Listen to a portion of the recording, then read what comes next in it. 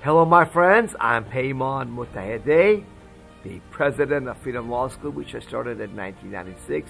I will show you in this presentation, expose for you how the government has hidden from you the Hello, my friends. I'm Payman Mutahede. Why most president of Freedom Law School are not. Hello, my friends. Hello, my friends. I'm Payman Mutahede, president of Freedom Law School. All based on the U.S. government organization, legal websites. That's right. You not. Hello, my friends. Hello, my friends. I'm Payman Mutahede, president of Freedom Law School. Hello, my friends. Hello, my friend. Hello, my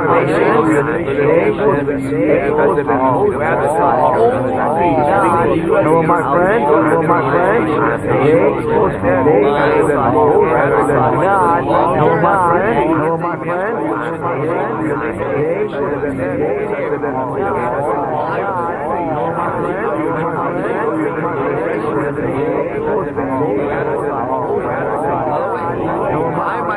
my friend.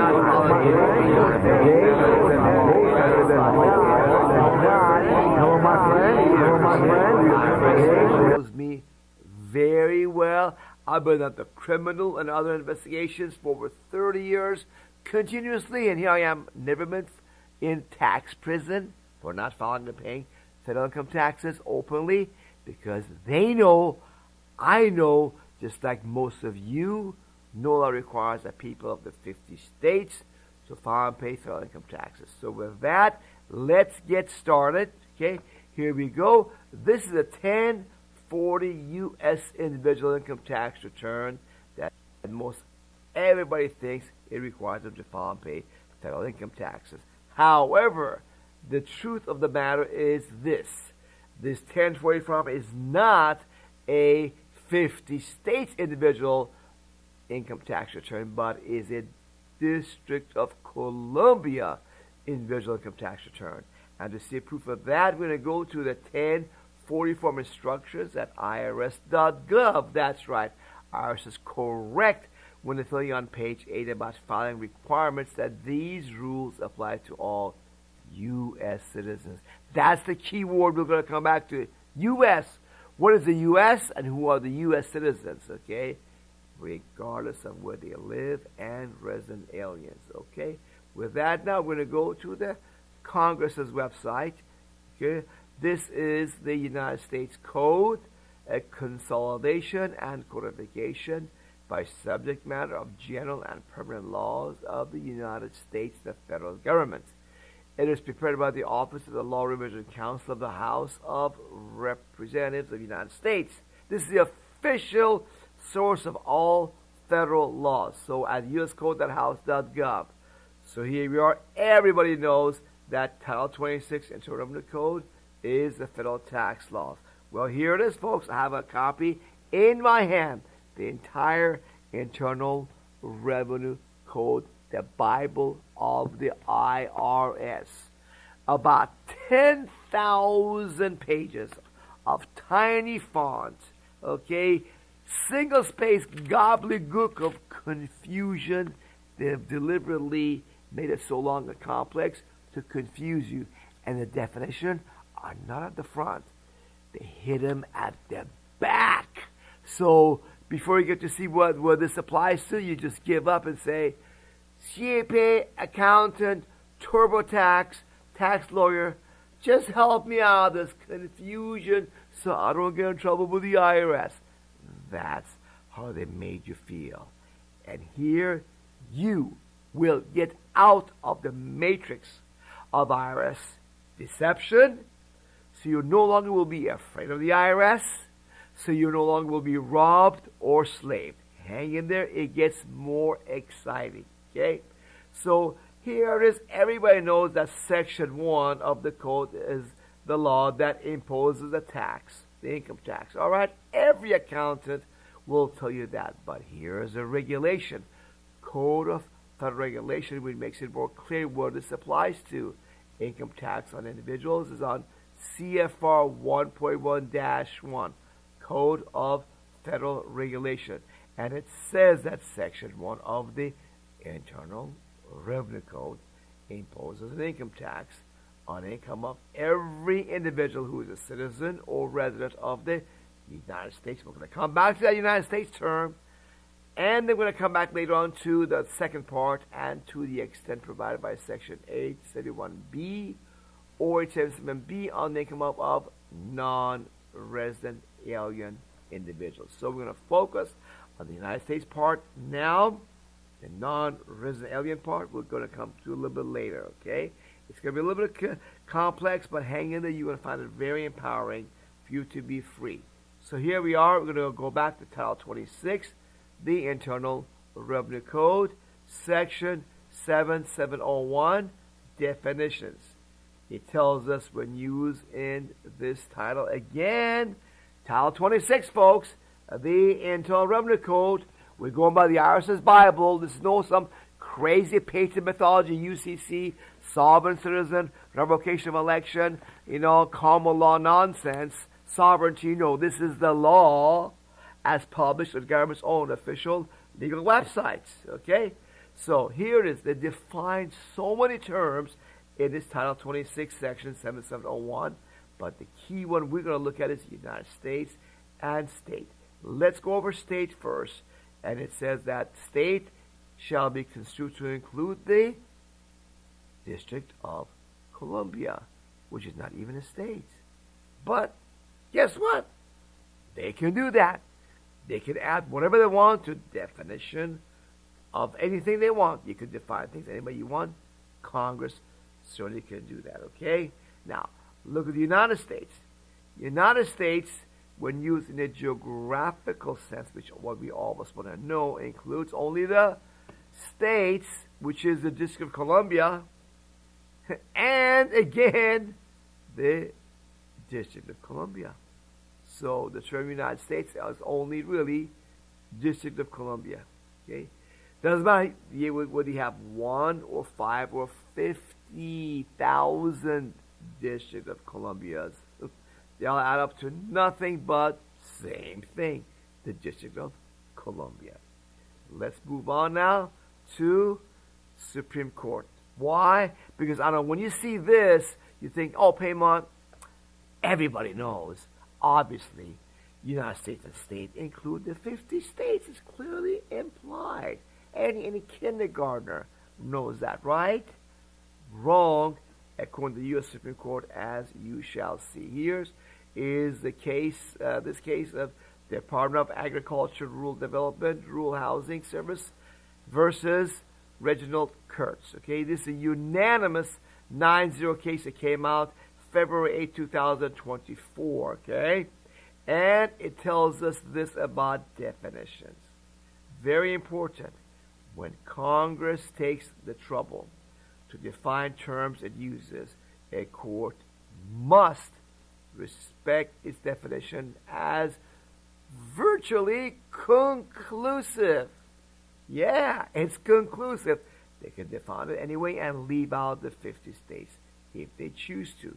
And this court will not deviate from an express statutory or legal definition merely because it varied from the term's ordinary meaning. Yeah. Just because the ordinary meaning of the term is something, it does not mean that Congress has to go by our common understanding of that term. They don't. And the courts are bound, as the Supreme Court says, to only go by what is in that explicit definition. United States means only District of Columbia, and United States citizens for tax laws are only here citizens or residents of the District of Columbia. Let's go into that in a little bit more detail. I'm going to give you now a tax case. Yes, Gould versus Gould is a 1917 unanimous tax case which held unanimously, clearly, that the interpretation or understanding of statutes, laws, levying or imposing taxes. So, in understanding laws that impose taxes, it is the established rule not to extend the provision of tax laws by implication or implying beyond the clear import of the language used, or to enlarge their operations of tax laws so as to embrace or include matters not specifically pointed out. So here in section 7701, you don't see the 50 states, none of them. It simply is not there. You have to go by this definition that Congress gave. And the Supreme Court adds this very important warning. If you have any doubt, in case of any doubt, the tax laws, are construed or interpreted most strongly against the government. Not just strongly, but most strongly against the government and in favor of the citizen not being taxed and being tax-free. So that does it, people. Clearly, the federal income tax laws only apply to the District of Columbia. U.S. citizen is a District of Columbia citizen. I'm going to give you guys further examples and proof of this if you still want more. Here it is, because I know it's unbelievable to you. Like, what? This is unbelievable. It can't be. All my life I paid and filed income taxes. It cannot be. I've been lied to all my life.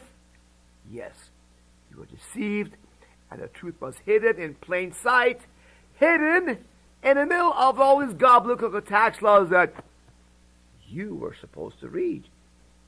You were supposed to know. Ignorance of the law is no excuse, they say, right? Let's continue. Here's an example I'm going to give you now from, again, Title 26 and Totem the Code. Okay, we're going to go to Subchapter A, Tax on Petroleum, about oil taxes. Here they mention the 50 states. Look at this. Sections 4612, definitions and special rules. For the purposes of this subchapter, right? Subchapter A, tax on petroleum. Look at this. They have unique definitions for many things, including the United States means, whoa, the 50 states is there. They listed and D.C. and a bunch of U.S. territories. They even added in there for good measure continental shelf areas and even foreign trade zones. You could not assume anything. If they can tax the 50 states, like the oil taxes, they can and do it. But with income taxes, they cannot do it by the Constitution, which is why they never did it that way to begin with, okay? So now, you see, again, I want to talk about this, how these rules apply to all U.S. citizens, right, regardless of where they live, and resident aliens, right? That's what the regulations, IRS publication says. IRS is right, if you understand what the word United States means. Look at the regulation of U.S. Treasury 1.1-1B. Here's what it says. Citizens or residents of the United States liable to tax. U.S. Treasury says, in general, all citizens of the United States, wherever resident, and all resident aliens are liable to income taxes imposed by the code. See, this mirrors the IRS's 1040 instructions. But the key again is, where is the citizens of the United States for tax purposes? It's District of Columbia citizens only. In fact, if you go further down in this regulation and see who is a citizen, guess what?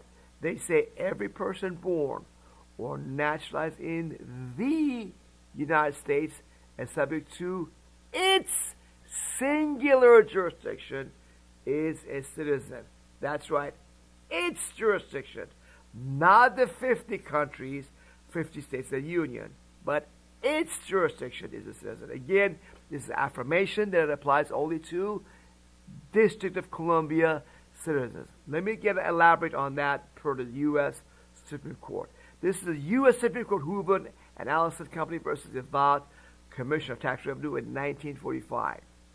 They said, the term United States may be used in any one of several senses. One, it may be merely the name of a sovereign occupying the position analogous to that of other sovereigns in the family of nations. Like, America, as opposed to Russia, France, Japan, Egypt, that type of thing. Okay? Usually that's what we all think of. Okay? Now, the second thing is the one that the tax laws relate to. It may designate the territory over which the sovereignty of the United States extends. That's right. That's where the federal government is completely God. They could do whatever they want. It's their own country. D.C., technically, it is its own country. Okay? Now, it also may be the collective name of the states which are united by the Constitution, the 50 United States. You know, that's the third definition, but the second one is the one they use in federal tax laws. So I'll have to give you guys now a little bit of a history lesson. Hang in there to make sure you really understand this really good, okay? So here we go. I'm going to give you guys a little quick history lesson. America in 1776 was only 13 in the colonies, who became countries or states with only 2.5 million people on horse and buggies, no trains even. And in 1789, okay, after being independent countries for over 12 years, the states created an agent headquartered in Washington, D.C. to be known as the U.S. government.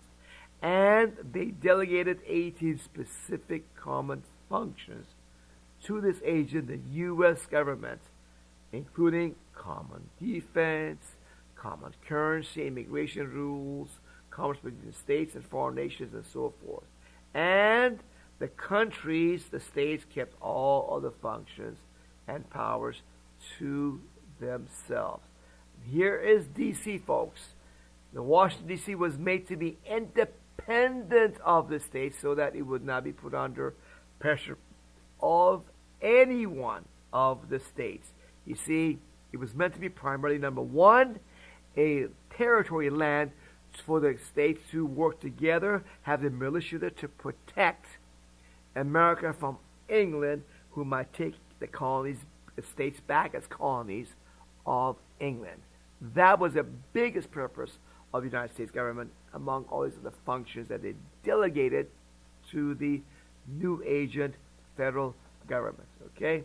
So here we are. That's why, again, the 10th Amendment of the Constitution was written, that the powers not delegated to United States government by the Constitution, nor prohibited by it to the states, are reserved to states, respectively, or to U.S. or the people. See, this is another example of what I mean. The term United States here means the federal government, that which owns D.C. and any lands of territories that it may have. Okay, that's what it is referring to. Now, before we go on, we could define something called, it's a little bit more complex here, but hang in there. You're going to love this. The second part of the Code of Federal Regulations about non-resident aliens, Section 871, okay? Before we get to that, you know, we're going to right now define things like non-resident alien for you, okay? So here we are. Oh, by the way, but before I go on, let me reiterate. So America is not a country. It's 50 countries, states, plus one. Just like France, Germany, Italy are part of the European Union. It's a union they have there, and a few powers they give to the European Union. Same thing here. California, Texas, and Florida are countries just like France, Germany, and Italy are in the European Union. And the federal government here has only certain specific powers. So D.C. is its own country. It's a 51st country, its own country. So the federal tax laws are written for District of Columbia first and foremost. So a non-resident alien means someone who is alien to District of Columbia. Japan, Egypt, Russia, England, Florida, California, Texas are all alien to District of Columbia. And if you don't reside or live in a District of Columbia, you're also a non-resident of D.C. See, so all of us in the 50 states, just like Japan, and Germany and Italy and Egypt are all technically non-resident aliens of D.C., but in certain circumstances, we may have to pay federal income tax. We're going to get into that in a minute, okay? Let's see what that is. So here is Section 7701, definition of resident alien and non-resident alien. Let's go down now to non-resident alien. An individual is a non-resident alien if such individual is neither a citizen or resident of, District of Columbia, or nor a resident of the District of Columbia. So you got to read the law, okay, now, to what it actually means, because it's written in code, deliberately, with specific definitions to confuse you, for you to assume it applies to you when it does not apply to you at all. That's why they've written it this way.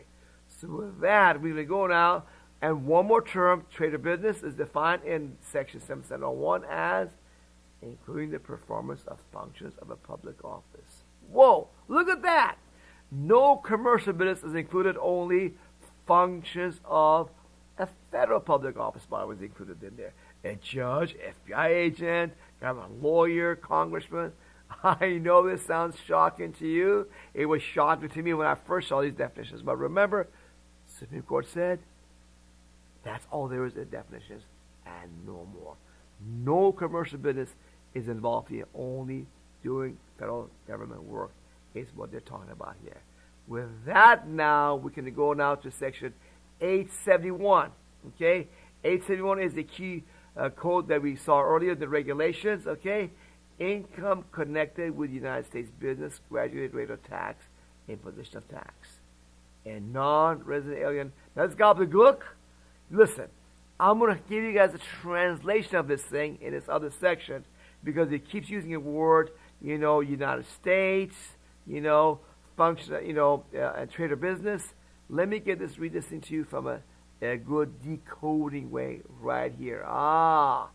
Much easier. Section 871. Okay, B.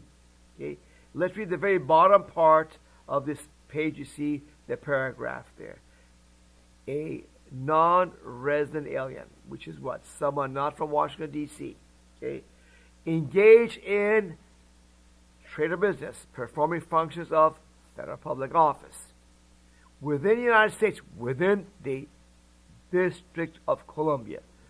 During a taxable year shall be taxable as provided in Section 1 or 55 on his taxable income, which is effectively connected with the conduct of a trade or business, conduct of performing functions of federal public office within D.C. That's right. Who owes income tax? And who is that? A federal worker who does his work in District of Columbia. So an FBI agent in Los Angeles, even though he works for the government, he does not owe any federal income tax either. Only the ones that work in there. By the way, in other presentations, I'll show you that if you have real estate in Washington, D.C. to sell it, that applies to that income from the sale of the property in D.C. as well, but that's another presentation. Okay? Let's go on now to the next part of this presentation. There's a few more things, folks. We're halfway there, everybody. So here we are. Now you see that U.S. is the District of Columbia, Washington, D.C., individual income tax return. Okay? This is a great news for you folks, that you don't have to pay this income tax. You don't have to fill out this form at all whatsoever, okay? Our website is freedomlawschool.org. That's where you want to go to take the 7 steps to regain your power and freedom and never again voluntarily pay the Washington, D.C. swamp legally and safely. And if you want, with a guarantee that Freedom Law School provides, click on the gold bar and it takes you through the 7 steps. I'm going to go for you real quick. Follow the law. You just saw it right here, the beginning of this issue. It's all there. And beside these short videos, these 5 short ones, there's 5 more detailed videos. Like this one is the first of the 5 detailed videos on the law. Because number 1, remember, what did we tell you at Freedom Law School? Follow the law as published on U.S. government's official legal websites. No law requires you to file and pay federal income taxes. If you're not from Washington, D.C. And if you're not a federal worker that works in D.C., nor do you have any real estate that you sell in D.C. So that you want to be clear by watching these videos, okay? Now, once you do that, then you want to go step 2, stop signing those 1040 income tax confession form. Don't put the rope around your neck. You do that because, yes, what you do in there, you sign the 1040 form under penalty perjury. That's right. You put the rope around your neck by signing that form. Read that for yourself. You see, oh my gosh, I'll never want to sign that form again in my life. Third, you don't need to be afraid of the IRS, okay, of not filing and paying income tax. You'll be perfectly left alone by the IRS. It's just a Wizard of Oz. They painted for you. Yes, they brainwashed you all your life, to be afraid of the IRS, the CPAs, the media, the corrupt churches, folks. They've been deceived. Yes, IRS is bluff. You got to recognize that in step 3. Then, in step 4, you see IRS as a lizard, not as monster, and it could be easily beaten. Freedom Law School has done that. None of our students have gone to prison, okay, or lost $1 to the IRS, as long as they keep the Freedom Law School and stop paying income tax with Freedom Law School, okay? And none of them gone to jail either, again, under the same conditions I mentioned to you. Furthermore, now you're going to recognize you don't have to be a slave and pay tribute to its really slavery. No need. All you got to do is write your congressman for free on our website, okay? And if they show you the law that requires you to file income tax, pay it. If they don't show the law to you, don't pay it. And the petitions to that are free, available for your download, mailing by you on our Step 5 question authority. And all of this is 100% free to you. However, some of you say, payment, I would like an extra ounce of guarantee for you that it will not mess with me. I'll be safe no matter what. For those of you, if you have the spirit of America's founding fathers in you and really serious about freedom, guess what? You have this option available to those of you alone. It's a privilege. That's right. It's called the Restore Freedom Plan. You can join and with 100% protect you if you pitch it a little bit in this fund, and you will not go to prison. IRS will not take any of your money. Otherwise, we will fully reimburse anything that the IRS takes from you. And lastly, folks, this has been an amazing presentation. I know you're shocked to see all this stuff. Listen, love people in your family, friends, co-workers. I cannot make you free, and you cannot make other people free either. But I share this with you. You can share it with them. Give them a chance to see the truth. They may be afraid to say, oh my gosh, not paying income tax, not filing, roll my eyes, look away in fear. Oh no, don't talk about that. Listen, love them anyways. Give them a chance. Text it to them. Email it to them. Give them our brochure of Freedom Law School for free we have about this issue, okay? Why no law requires 99% of Americans to file and pay income or payroll taxes. Yes, we mail them to you for free, as many of these brochures as you want, to tell them about our 7 steps and help them be free. Have America be free. We're going to get the word out. The Soviet Union collapse of its own corruption and waste from within, and America, same thing is happening. Doge is finding that the federal government is a bunch of wasteful criminals and lazy federal workers. Why paying your money to these crooks and criminals and lazy people? No law requires you to do so. So stop paying them. You can go to your employer, and our website is a page for free. Yes, that where you can stop the income tax withholding from your paycheck. Yes, go there on the top, on the right here. On the top right, click on the bottom one, free yourself from tax withholding, and stop stealing of income tax from your paycheck. The instructions are all there for you for free. So love and share the truth with other people to have you be free, and America be a free country. And what you want to do is on your drive to and from work, on our website, freedomlawschool.org, listen to the videos, while you watch the road. Then when you go to work at lunch or home for dinner, put up the videos again, and this time watch and hear, and you're going to see, wow, I'm like Neo in the movie Matrix. Plugged in the truth, and he says, I know Kung Fu does all this martial arts stuff in the movie Matrix, right? You'll be your own Neo. I'm only your Morpheus, taking you to freedom. So, your challenge, you're meant to see this video. Go forward and live a free life and prosperous. Help America be a free country once again as well.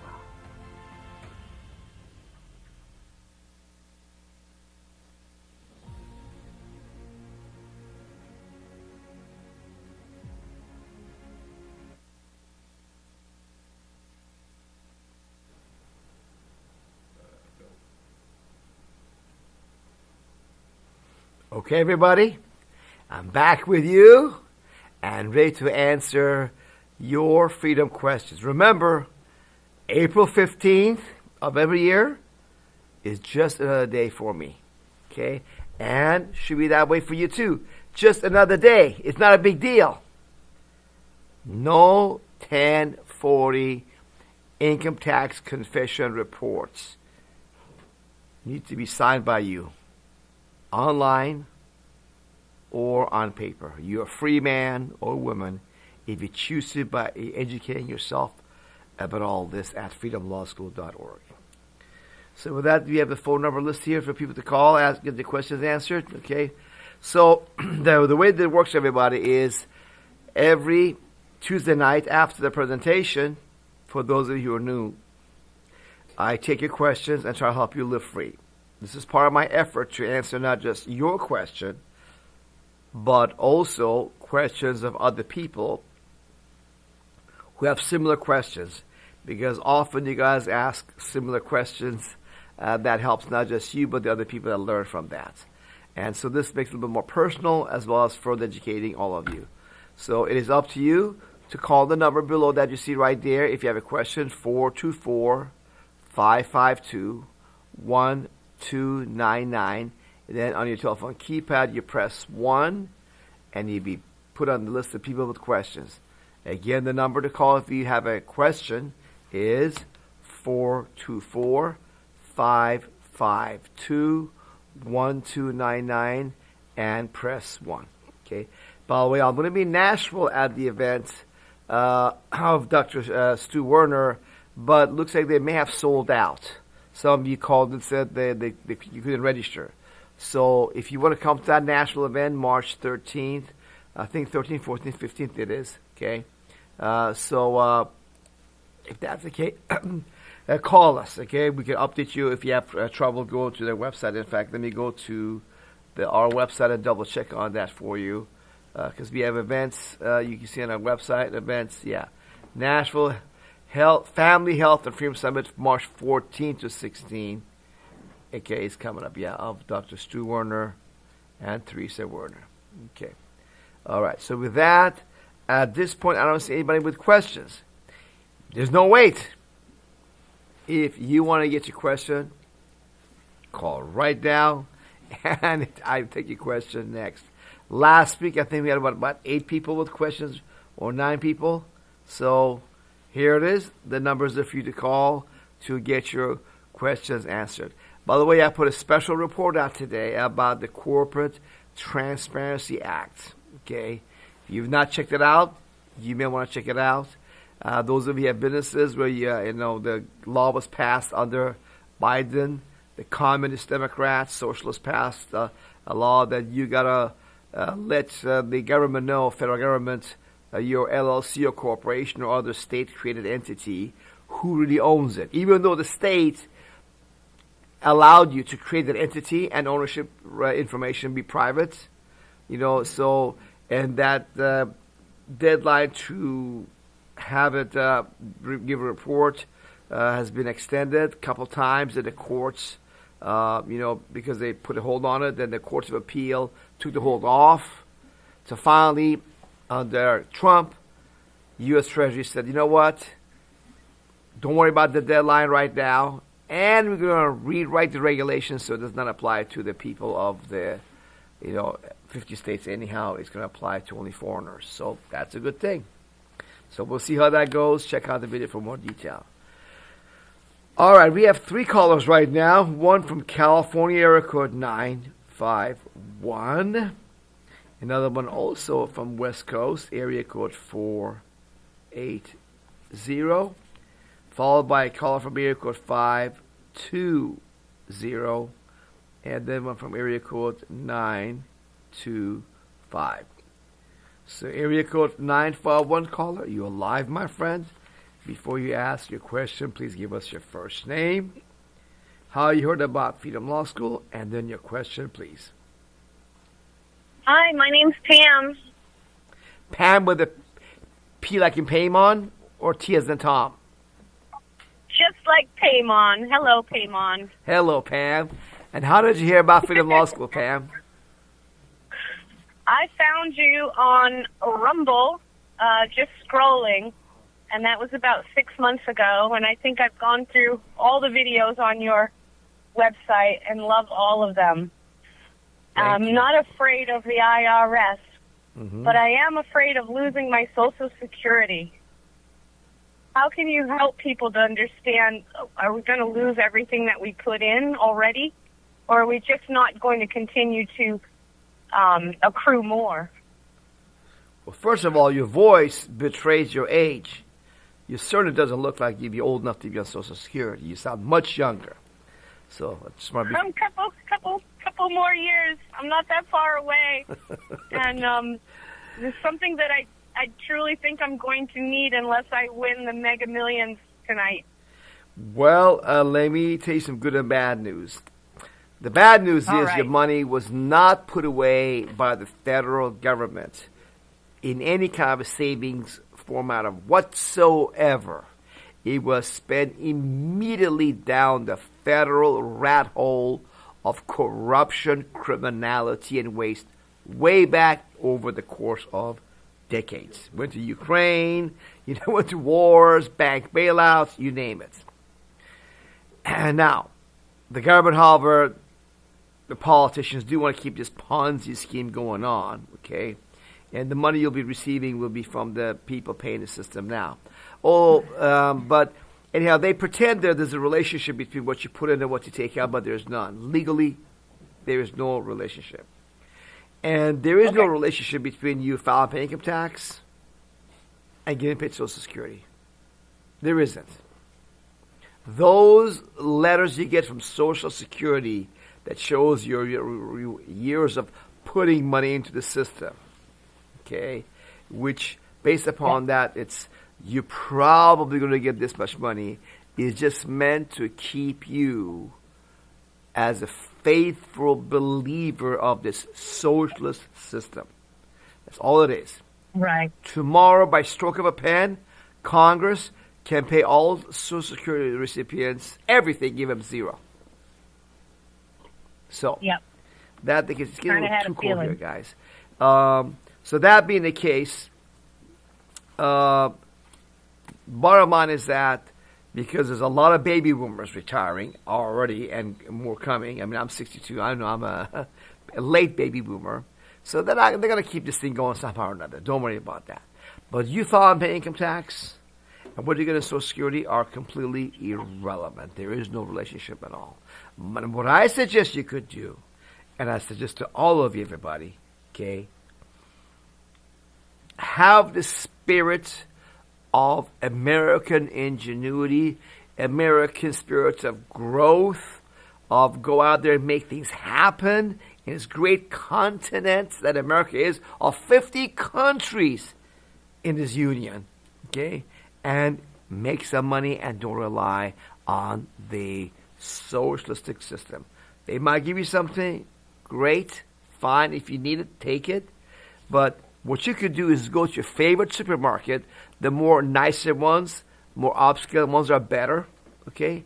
And in front of them go, have a good time, say, restore freedom. Regain your power of freedom, okay? No law requires 99% of Americans to file and pay income and payroll taxes. Okay?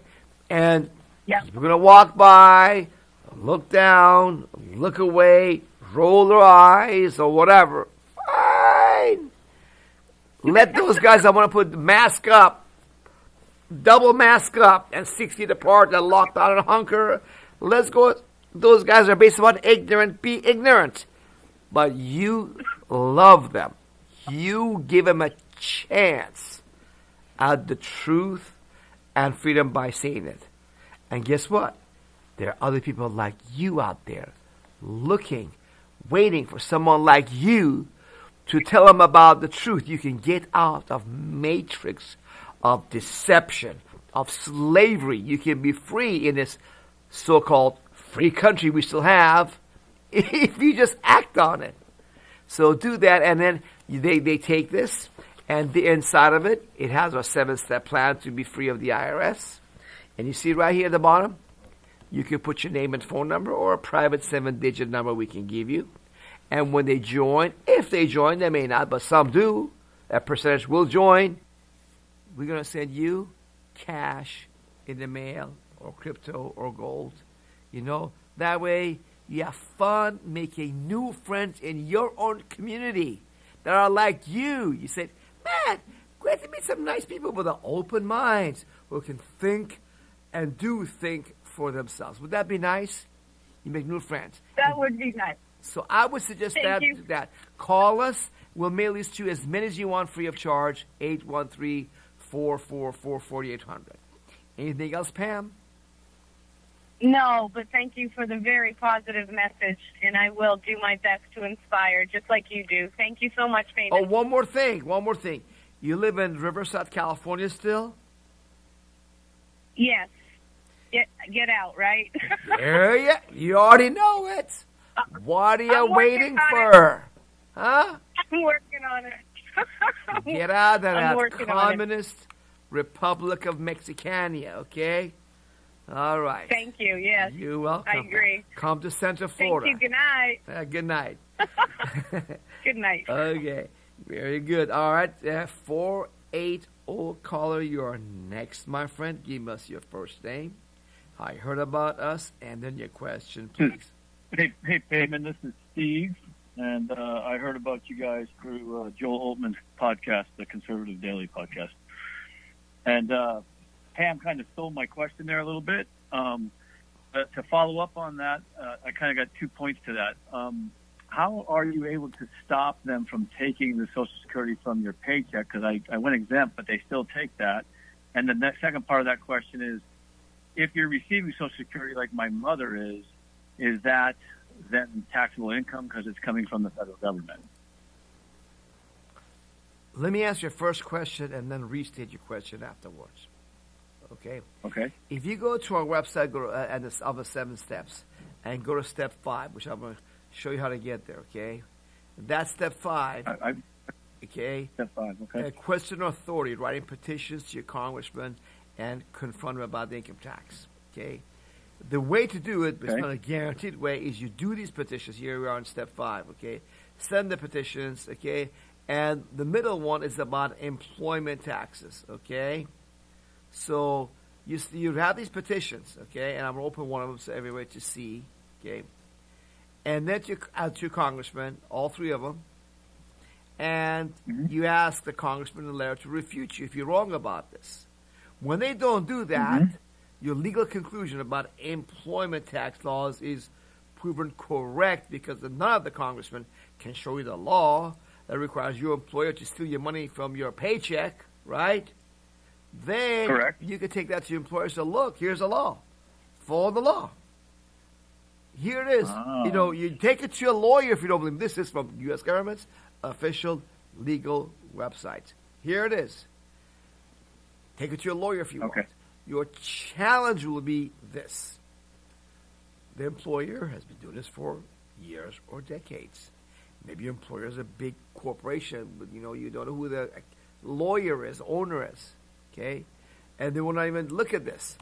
If there's a big corporation, some clerk is going to get it and say, well, whatever, it's too complex for me, whatever this guy says. I'm here just getting a paycheck, doing my job. I'm not going to look at this thing. It's too gobbledygook for me, and just ignore you. If you work for the big corporation, that's going to be almost always the answer. But if you work for a smaller employer, then you can talk to the owner. Okay, now the owner's going to, maybe he'll look at it, and maybe you can get his curiosity and say, oh, and maybe I should take it to my lawyer. And you just got to follow up with him. And what you want to do is take this stuff to your coworkers. Get your coworkers at your job to recognize they do not have to file and pay income or payroll taxes at all. And they stop withholding their paycheck. And you guys now collectively, a bunch of you, 3 of you, 10 of you, 50 of you go to employers, say, hey, we've done the petitions to Congress about this. They didn't show us we're wrong about all this stuff, so you must stop stealing our money. Okay? No congressman can show I was wrong. I'm clearly right. And so that's what it takes. Okay. So how many people work at your company, Steve? It's a large company, so that will be a tough sell. But I will try. I will try to get as many people to join me in petitioning them. Yep. The more of you get together and send that by certified mail or registered mail to the top legal department of the company type of thing, the better. And you follow up. Folks, that's what it takes. It takes people standing up and keep trying and go up. Eventually, at some point, somebody's going to get to these people and companies. And it just, the grassroots builds up. It just doesn't happen overnight. Okay? But give it a try. If it can be of help to you, let us know, Steve. Anything else? Okay. What was the other question you had? The other question is like, my mother's already taking Social Security from the federal government. Does she have to report that as income and taxable? No. Or can she? No. No. Perfect. Okay. No. You don't have to file income tax unless you are a citizen or resident of Washington, D.C. or federal worker. I just didn't know. What's that?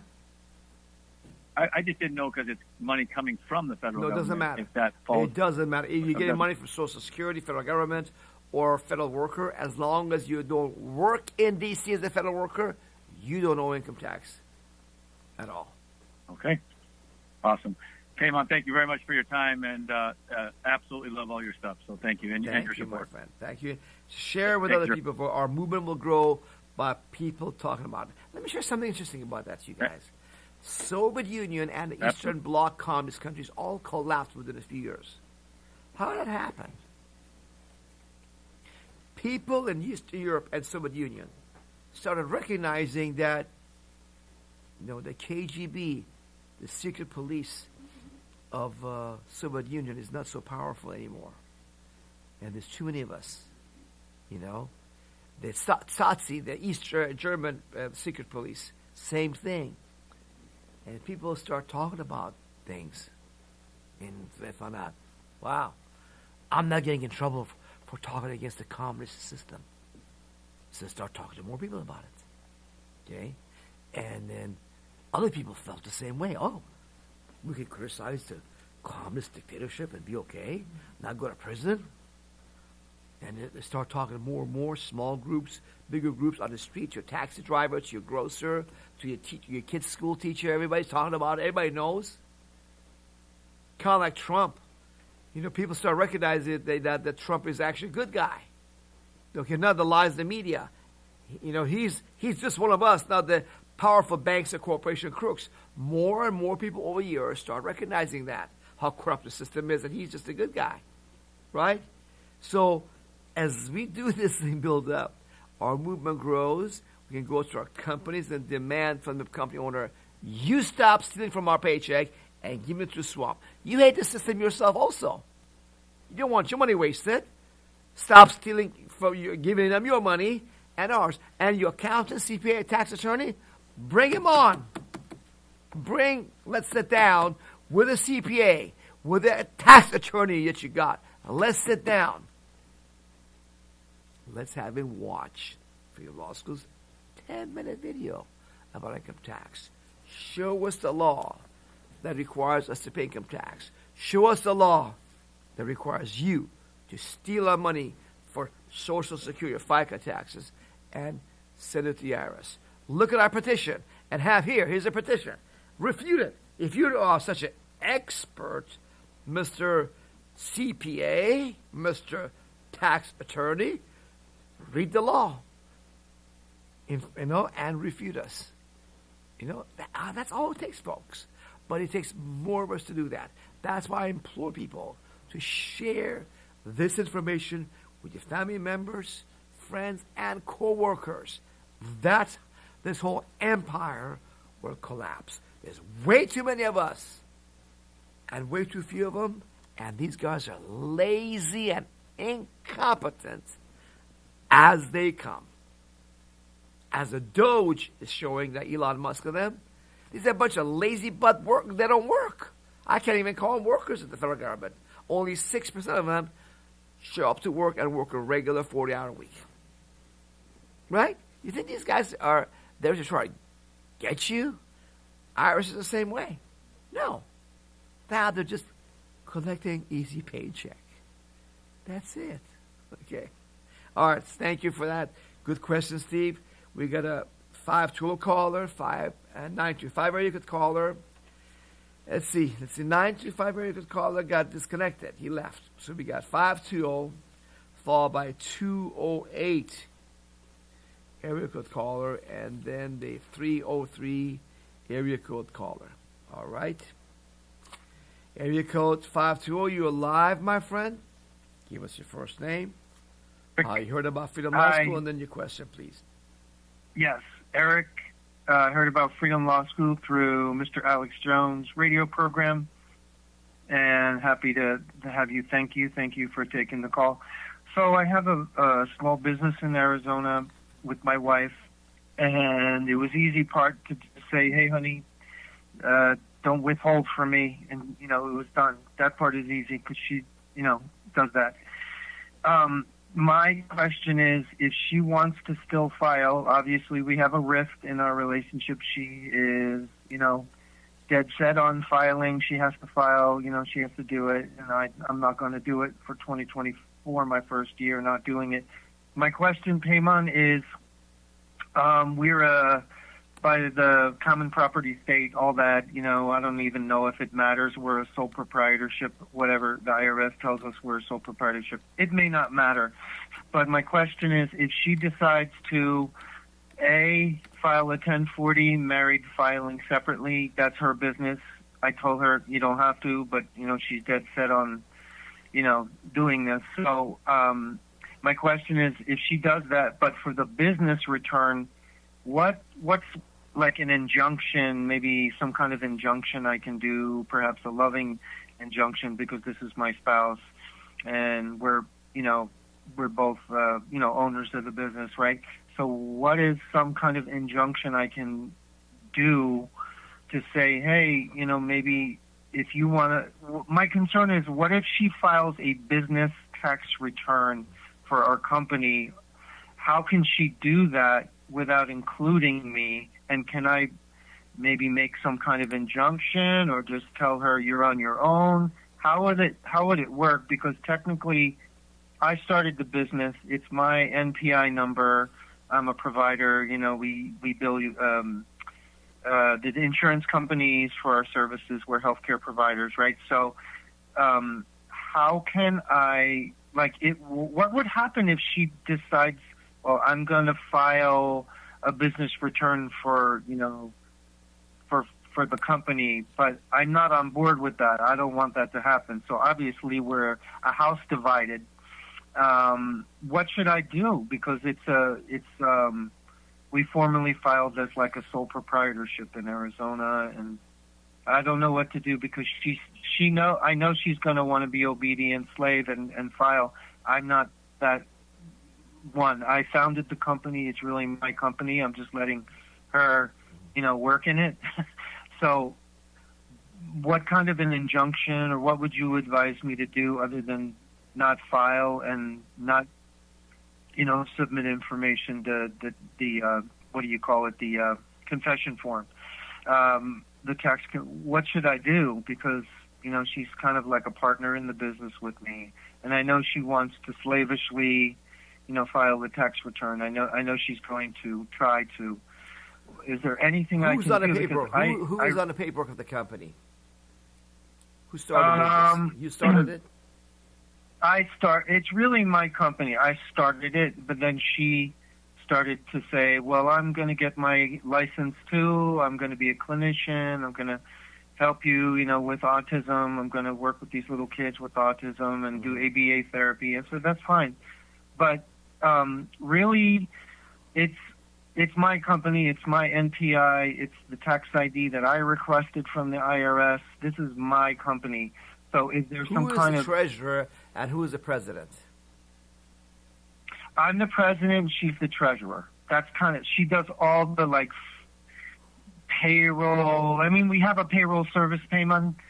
We're in the 21st century here. We have a payroll service. We have all the bells and whistles. But I'm really the president, and she is really the, financial, officer. Okay. She does. So what you would have to do is this. Here's the thing about it. First of all, Arizona is, as you said, is a community property state, which means that, the company, everything you guys have belongs to both of you half and half, okay? You guys did not do a separation of property as you could have, should have done, okay? That you guys should have done that. Arizona is one of those states, as you see on the right side of this page on the screen. So you're not in a very good situation, unfortunately. It's difficult. There's no easy answer I can give you. The best answer is you put the gauntlet down and says, look, I will file income taxes if you can watch this stuff and show me where I'm wrong. Otherwise, you need to stop because I'm right. And so you should say it that way, or you can wine and dine her. I'm not sure which way would work better with her. Some, that type of thing. Depends on her personality, your personality a little bit. Okay, which way would work better? It's not a simple answer. But generally speaking, I think wine and dine my spouse is, and I would say, look, give her a good dinner that she loves, surprise her. Okay, whatever she likes, great food that she likes, everything. And she's wondering, what's up? Candlelights, whatever, flowers, all this stuff. Go all out. And say, honey, I love you. And I want to be on the same page with you, peace and harmony together. Let's look at this stuff together because I want to make sure that we don't get in trouble. I want to make sure we don't get in trouble. Please watch this stuff with me about the taxes because I don't trust these accountants and CPAs. And these attorneys are sometimes wrong. A lot of times they're wrong. They get people in trouble. So I went to the government's official legal websites to make sure we're right. That's right. The IRS's website, number one. Then the House of Representatives, Congress's website, U.S. Treasury regulations, and Supreme Court. Okay? Come sit down, watch with me. Pen and paper, pad in hand, right? Have it ready. If you have any questions, write it down. I want to make sure we get an answer. Because that's a good question. If you have a question, that's my question too. I want to find out. Okay, I'll get the answer. So I think but too often spouses do not try this first. They just say, oh, she's just closed-minded. And as she could be. She could be so hard-headed. That's possible. But a lot of times I found out that that's not as bad as people think it is. It's just you never approach your spouse quite the way that needed to be approached. Let me ask you one more question, Eric. Do you have any children? How old are they? How old are you and your wife? I'm 57. My wife is 56. My stepdaughter's 39, and my daughter's 24. Okay. Our daughter is 24. So 24-year-old daughter, does she live at home with you guys? Yes. Great. That's a positive. So you have your daughter there too. If you want to make your stepdaughter 39 years old, it'd be even better. Hey, let's watch this together. Yeah, because guess what? They may have a more positive, open-minded attitude than your wife, and they'll help you bring her around, and they'll be free. So try that approach first. Otherwise, you just have to bottom out at the end. He said, no, you can't do that, okay? And here's the letter. You've been fired. Worst case scenario, let me tell you, hold on, let me tell you. Worst case, the answer really the harsh way is, which we want to avoid, is to say, you relieved of the treasurer. Here's your letter. I'm the president, and I'm not the treasurer myself. Sole proprietorship is me. Now, Everything I make is half yours. That doesn't change that. Everything that the business makes is half yours, but you no longer have that position of being a janitor, electrician, plumber, or treasurer. You fire her from that position, so to speak. Okay, that's your last resort. And you assume that thing, and you take charge, and you come up every year that you make your business made X dollars. Okay? And you say, okay, so half that is yours. You can file a tax return. Go ahead if you want to. I won't. At the end, that may be the last resort. Yes. Yeah. No, I appreciate that payment. So my question is, like, if she files 1040 married filing separately, and I'm not filing anything, so she, in the community property state here in Arizona, how can she file a business return if I don't sign it? It's like, it doesn't make sense. That's what I'm saying. How can she? She can't if you fire her. I'm not going to sign it. If you fire her, she's no longer the official of the company. Her signature on that return is void. Okay. I understand. I'm probably gonna have to fire her. Yeah. If you knew, I'll just put it this way. I'll put it nicely. I hope I don't offend people. She's very stubborn and also misinformed. You may have to technically, in written format, fire her.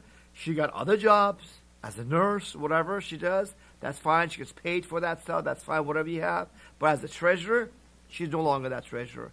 And you let her, you contact the payroll company, that also. And you can contact the payroll company to stop you. You can fire them.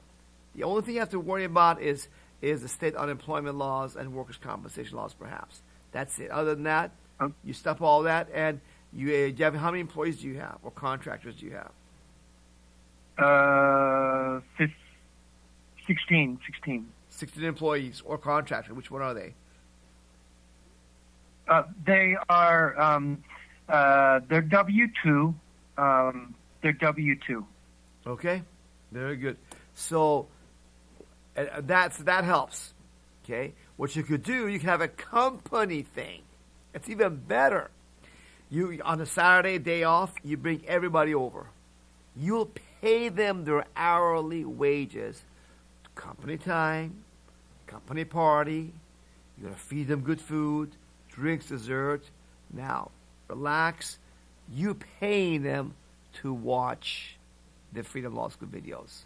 Step 1, Step 2, Step 3. The first 10-minute videos of those, okay, and then of the first introductory videos of each of the steps. Okay, that's what you watch, and then you do it again once a week. This way, your employees, many of them, will be very happy that they get to take their whole paycheck. Yes. And if you've been withholding or stealing money from their paycheck, all right, write the numbers down on a piece of paper. Tell them, I withheld from your paycheck so far this year, just in the first 2 months, let's say $1,200. You're going to get that back in a couple of weeks. And I'm going to stop taking that money from you every paycheck. You have more money to take home with you. They're going to say, $1,200, $2,000. Wow, that's good money. I could go pay my bills, catch up. I can pay this off. I can pay that off. You know, have a little emergency money saved up perhaps. You see, you're going to get some of your employees be the positive ones. And the doubting Thomases, the ones that are not sure, they're afraid, they'll help you bring them along little by little. Okay, you may want to get with Freedom Law School to become an Employer Freedom Plan member, as well as a Restore Freedom Plan member, and will guide you through the whole process. I'll walk you through and walk them through your spouse and employees as necessary. Okay, so basically, all this stuff could be handled, but it takes education and gentleness to bring people along, because we've been lied to all of our lives. So we got to, with patience, educate them. Okay? Right. Thank you. Okay. Thank you. Thank you. My pleasure. Bye-bye. Bye, Payman. Thank you, and audience. You're welcome, Brad. All right. We have now a big call from area code, let's see, 208 caller. Let's see. Is that what we got? Yeah. And then followed by area code 303. and 9, and then let's see, that's it, right? Yep. Okay. 208 area code call. You're live, my friend. Give us your first name.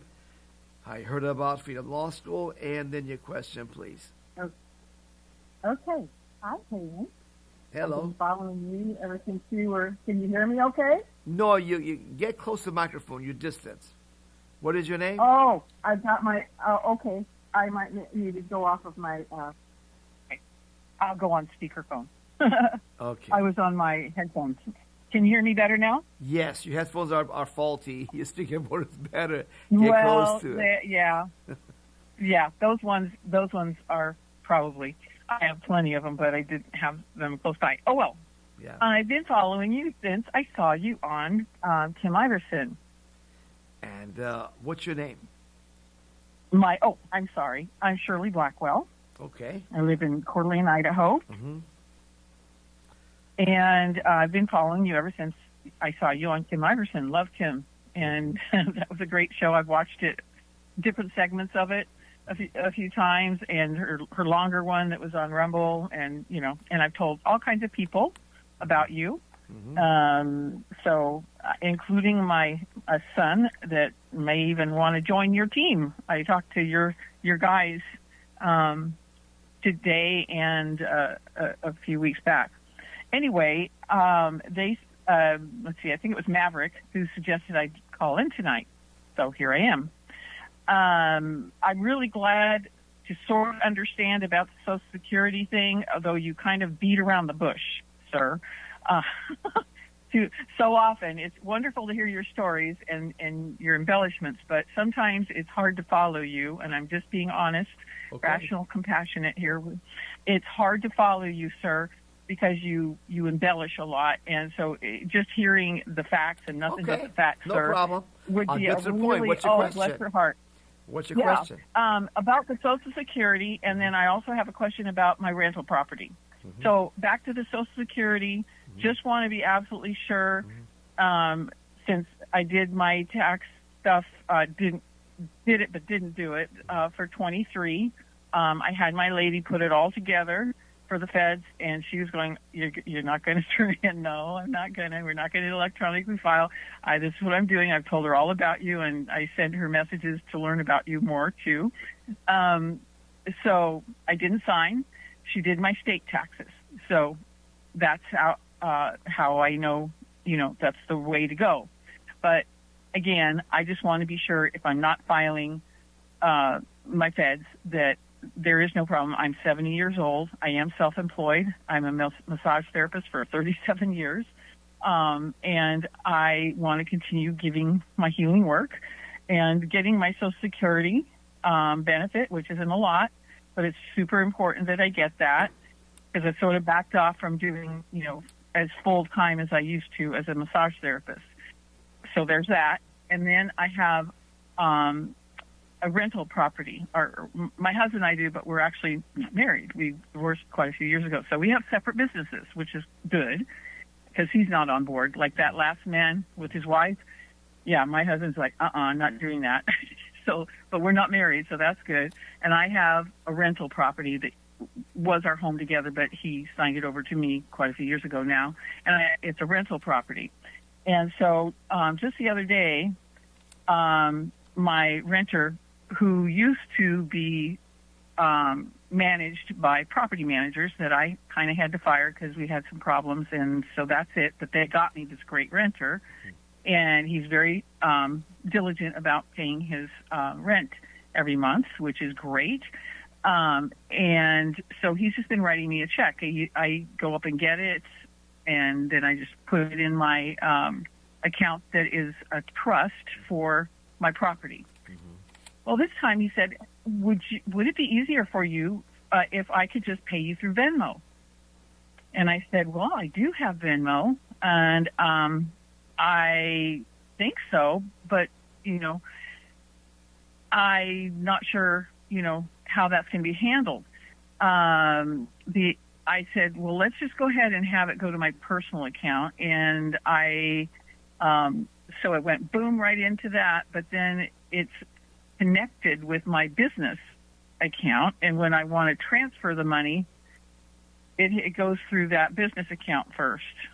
Well, that was kind of awkward because I had to write myself a check out of my business account, this big chunk of money that went in there, and put it over in my trust account for the real estate. And so then I thought, well, maybe I can enter my trust account into the Venmo, and it worked.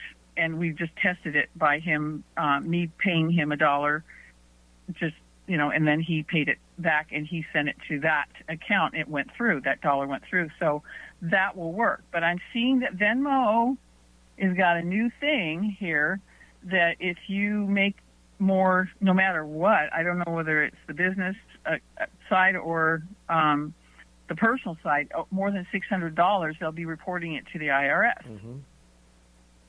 So that makes me nervous. So just don't do Venmo. Just do cash. Simple. Or check. Okay. So go back to that way. Don't just don't say use no. the Venmo. I take cash or check. That's it. Okay, fine. And then my same thing with my clients. Should I start saying I don't want to do the Venmo thing? If you could just bring cash or check, is the better. Just stay out of Venmo. That's your call. Yeah, you can do that. Yes, absolutely. Do you think that's the better call to stay clear? I mean, here's the thing. IRS doesn't use those 1099 forms or W-2s anyways to come after non-filers. They're not doing it anyways. But I imagine it makes you feel better if you just, don't have it. So tell your clients, no, just take cash and check. If that's what you want. Well, all of 23, I did use Venmo. It's not a big deal. It's not a big deal. I would not have a heart attack on it, Shirley. But it's not a big deal. I'm telling you, here's the straight answer. No big deal. Mm-hmm. Okay? It's not a huge amount. There's trillions of dollars out there happening. Tons of 1099s out there. It's not a big deal. And I don't know, again, how many of your clients may object and not come see you. You can determine that. And based upon that, say, no, it's a big deal or not. You might say, I'll charge extra if you don't pay cash or check. You say, I'll charge a 2% surcharge on credit cards, for example. People do that, or 5% on credit cards. So that just all depends. There's no, you could probably do just fine because you've been at this for a long time. Your clients would say, okay, cash or check, done. Yeah. So I'll be crossing my fingers that it's all cool, like you say, because all of 23 and all my history, I've, done both credit card and Venmo. So, my last year, when I didn't file, that's my first year was for 23. So I've started the process, and then I'm going to do that with 24 again, and just have my tax lady prepare everything, but don't turn it in, and just file the state. Yep. If you want to pay state and not the federal, that's fine too. Well, the most states do fall federal. Simple enough. All right. Any other questions, Shirley? Oh, nope. That's it. All right. Thank you. You're welcome. Thank you for calling. We're going to go now to Thank you. My pleasure, Shirley. And we have a, 303 area code caller. I think that's the last one, right? Yeah, because that's the last caller we have. So if anybody has any questions, call the number at 424-552-1299 and press 1 on your keypad. You'll be added next after the next caller. Again, the number is 424-552-1299 and press 1 on your keypad, and you're going to go after the 303 caller we have right now from Colorado. You're live, my friend. Give me your first name, how you heard about Freedom Law School, and then your question, please. Are you there from area code 303? Yeah, I'm 303, but I live in Georgia right now. Okay. All right. What's your name? Rosie. And how did you hear about Freedom Law School, Rosie? I saw you in the lineup of that Red Expo a couple years ago. Red Pill Expo, you mean? Yes. Okay, all right. And so since then, I've been watching you, or trying to follow you on YouTube, and anyway, I love your stuff. So I think to answer my question, I'm at 1099. I work as a hairstylist, and they don't take my taxes out. They just record really everything, and they tell me, what I make. And then I also have a separate, form for my tips. And so my question is, I'm not going to file, but I was going to file for state. Is that the correct thing to do? Just file for the state? You can if you want to. That's a choice. Most states. So even state, you feel I don't owe. Most states, they do follow the federal forms and laws or both. And if you are not required to file pay federal, you're not required to pay state either. Okay, so Georgia is one of those, I believe, that does follow federal. So you don't have to, but if you want to, you can. Okay, all right. My question is just not to file, correct? Mm-hmm. Since they don't take any of my taxes out, I just That's right. keep all my money. Yeah. Free as a bird. Right. Freedom is nice. No Well- paperwork. You get to keep all your money. Right? Like the America used Well, to what's be. crazy? You I had work my hard, own- it's all yours. Uh-huh. Yes, I 100% agree. For many years, I had my own business, but it's just a studio, just me.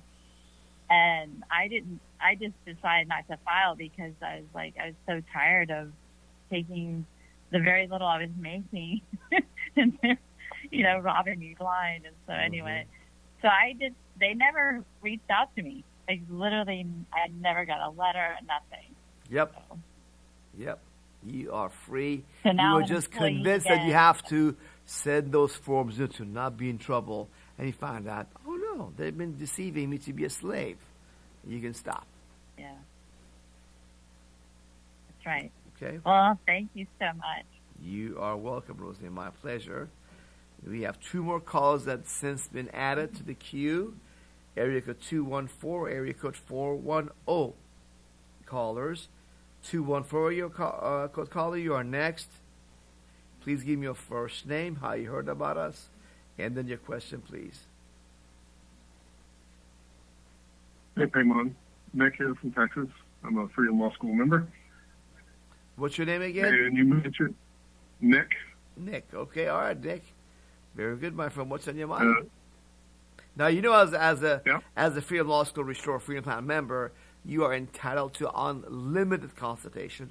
Of course, you talk to some of my people that I've trained. They'll answer your questions first to your satisfaction and their satisfaction. But if you or the person is not happy with the answer, not complete, then it comes up. If necessary, it comes to me. We can privately have a conversation to get your question thoroughly answered and your issue resolved for you. But you want to ask it here for other people's benefits, you're welcome to do so. Nick, what's in your mind, my friend? Yeah, and I've taken full advantage of those benefits as well, Mm-hmm. and I appreciate that. Educated me and my family a lot on this. I heard about you from Mike Adams, Health Ranger, Mm-hmm. and the first question is: you mentioned a new, post on the CTA Mm-hmm. law. Where did you post that? We just posted that today. We put it out today? Where- We didn't put it out yet? We didn't get a chance. We put it out tomorrow. Okay, sorry. Yes. CTA, Corporate Okay, is that going to be Trespass Act, on? implementation, we've been put on hold. We'll put it out tomorrow. So you're good. Don't have to worry about that anymore. Okay. Is that on Rumble or where is that posted We will at? put it on Rumble, on YouTube, and Odyssey. We just had a lot going on. It just happened March 2nd, the announcement about U.S. Treasury. And so I just decided to do a video on it today, this morning, impromptu. So usually we only process one video on Tuesdays, but because this was so urgent, I put it out there, but we didn't get to process it completely. We will get it out to you tomorrow. So right now, just relax. Tomorrow, you're going to get the full details of that video we're going to post on all of our platforms for you. Excellent. And then my final question is, you recently, on a previous episode, I think a couple weeks ago, you spoke about forming a class action lawsuit. How do people, I guess, join that? And then lawsuit, you mean for the market letter, you mean? Is that what you're talking about? What was that? We're not doing a sorry, class action lawsuit. We are looking at doing a multiple plaintiff lawsuit against the IRS for the market letter. Yeah, that's what we're looking at doing that. Okay. All right. Well, I appreciate it. You're welcome, my friend. Thank you for calling. Thank you for letting other people learn from your question. We have a 401 area code caller, and I think that is the last caller we have for tonight. Unless someone else calls, the board is free. After this call the numbers 424-552-1299. Press 1, and you go next after 401 area code caller, who's live with us right now. Give us your first name, how you heard about Freedom Law School, and then your question, please. Hey, my name's Steven. Steven. Uh-huh. Yes, Steven. How did you hear about Freedom Law School? I've been down a lot of rabbit holes. I found you somewhere. How long ago was it about?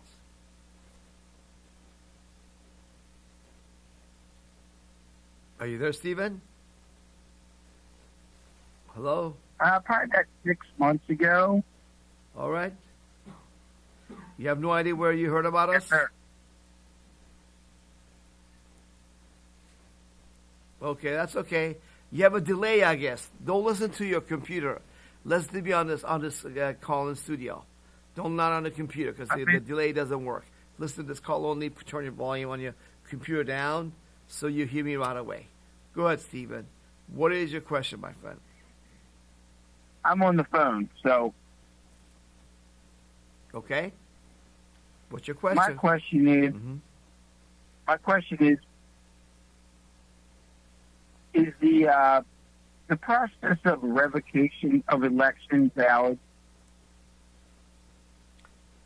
Revocation of election is a baseless legal theory that's very common out there right now.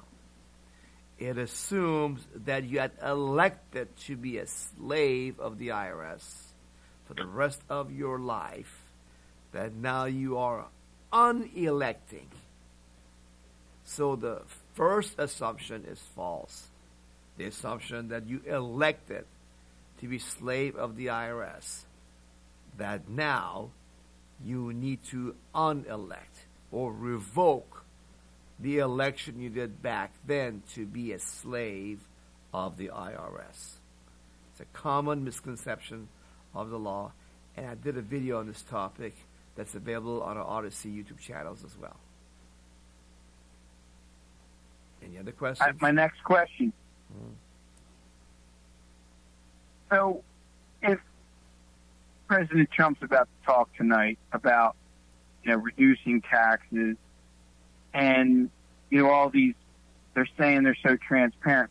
Why wouldn't they be transparent about the slavery of the IRS? They don't know any more than you knew 10 years ago or 2 years ago. You didn't know.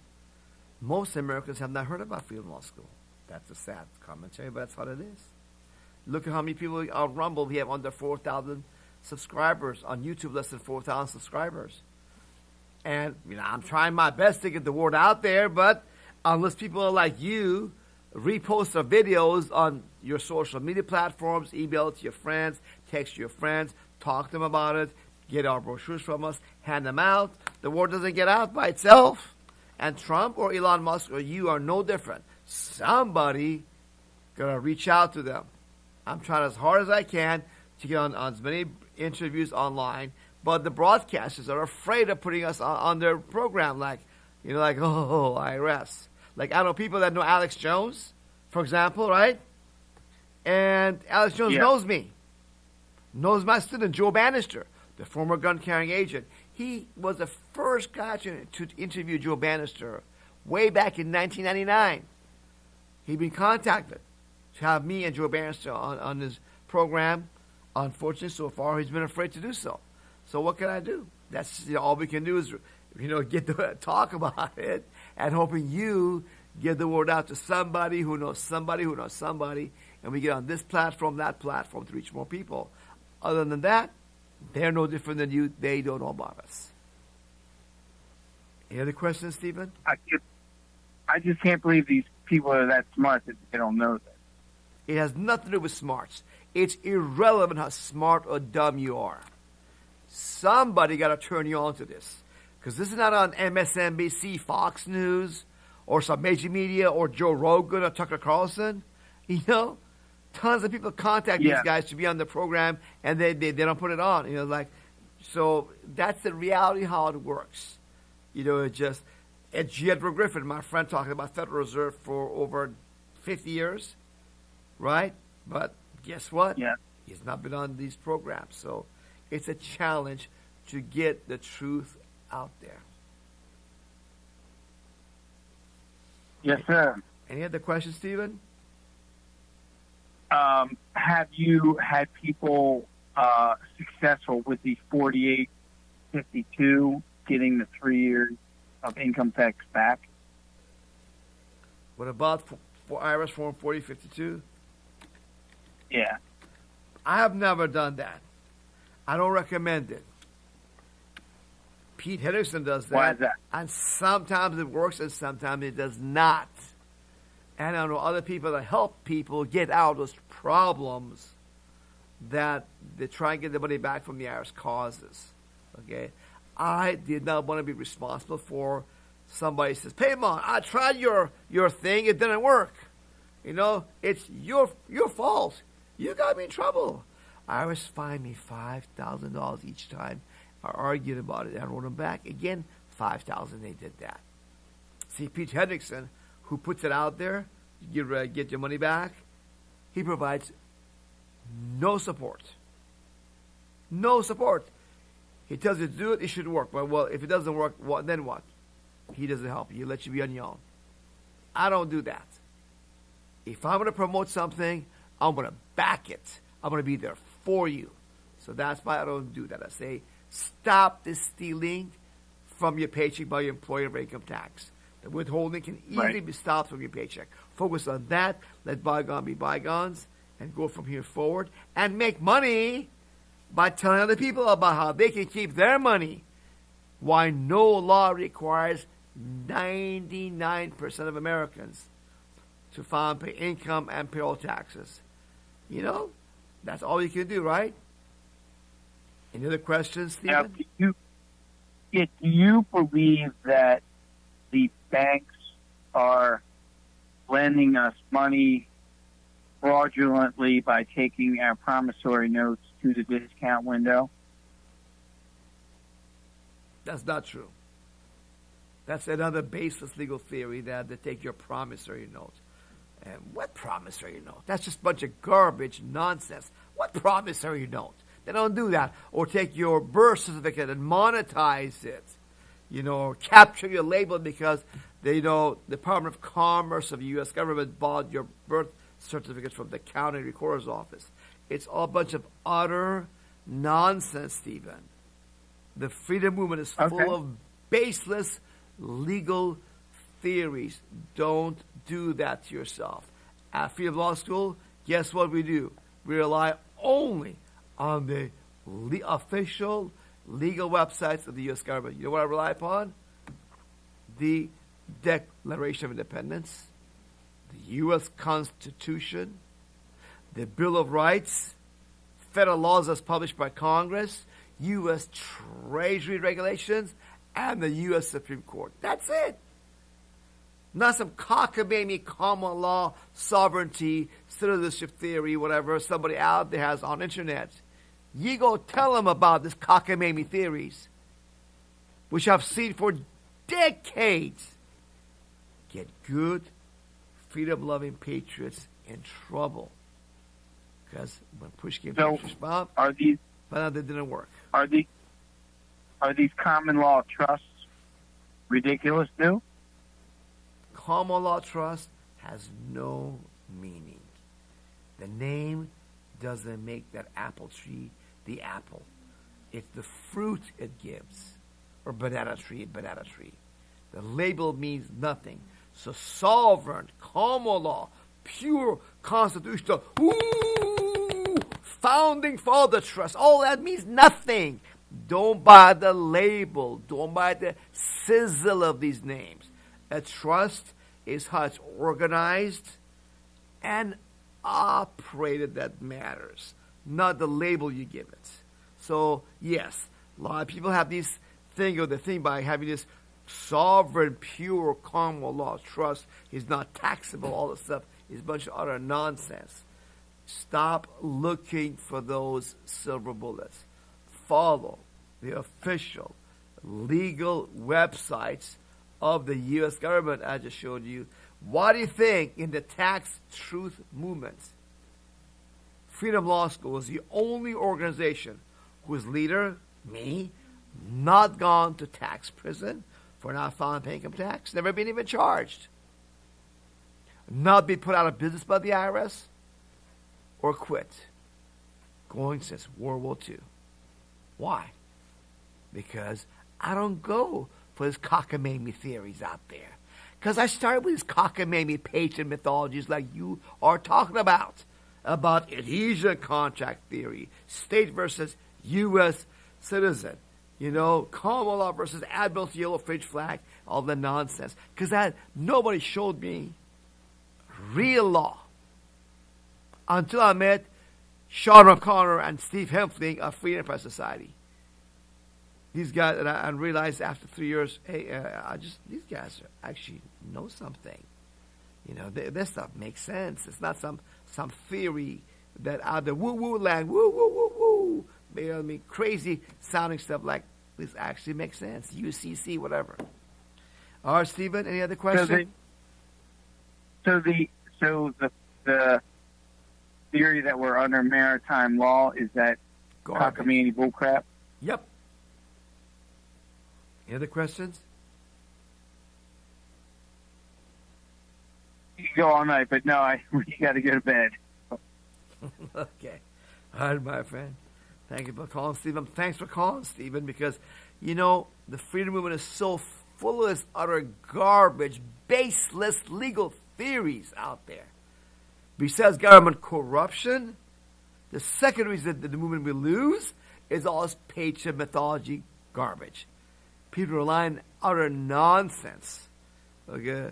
That it's just nonsense. So that's why I started Freedom Law School back in '96.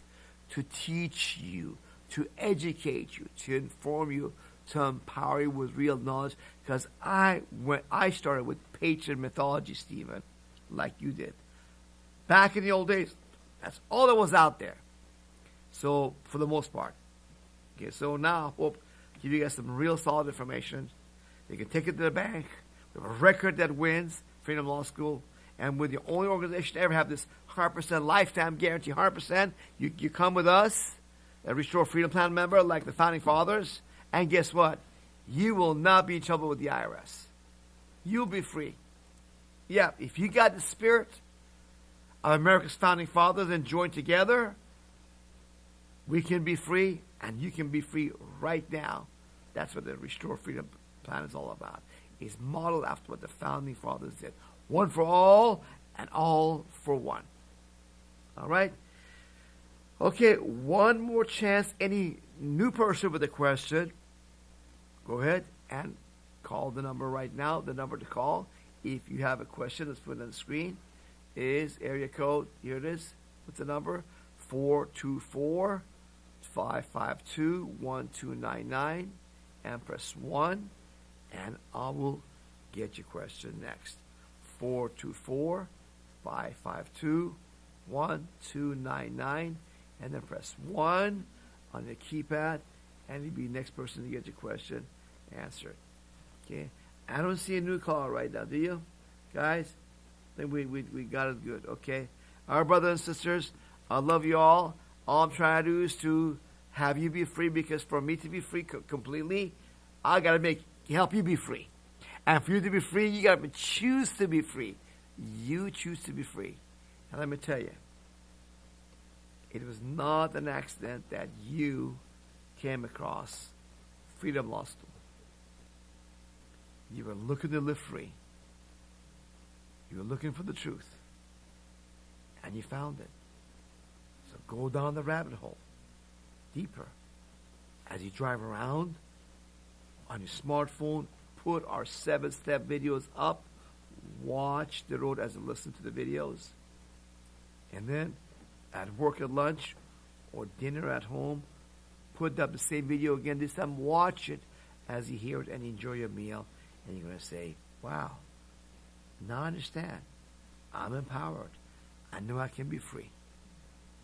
All right, brothers and sisters, thank you for watching. Be with me. I will be back with you next Tuesday night.